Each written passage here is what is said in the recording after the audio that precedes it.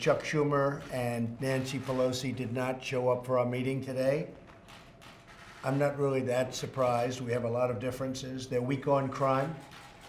They're weak on illegal immigration. They want the illegal folks to come pouring into our border, and a lot of problems are being caused, although we've stopped it to a large extent, as much as you can without the wall, which we're going to get.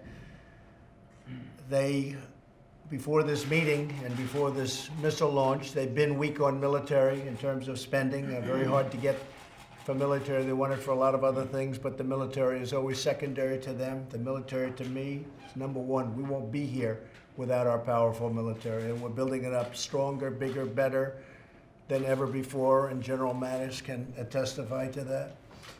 And the other thing, they want tax increases, and we want major tax decreases. So they decided not to show up. They've been all talk, and they've been no action. And now it's even worse. Now it's not even talk. So they're not showing up for the meeting.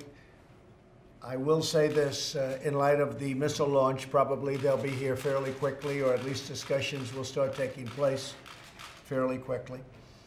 I think that we're in a very good position in terms of the meeting we just had over at the Capitol with the Republican senators. It was outstanding. I think we have tremendous support. I was just informed by Mitch that we had a unanimous vote from the Republican side, at least.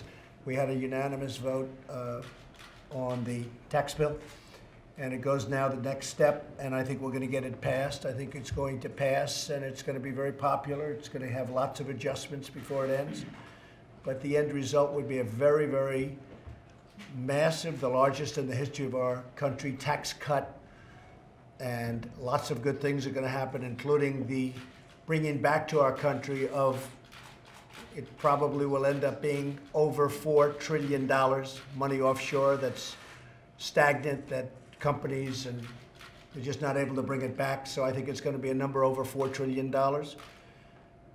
Corporate will be able to compete now against the world. If you look at China, if you look at so many other countries, you look at many of the countries, China's at 15%.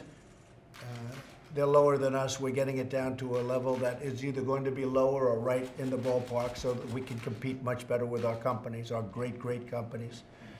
And that means jobs, and it means lots of other things.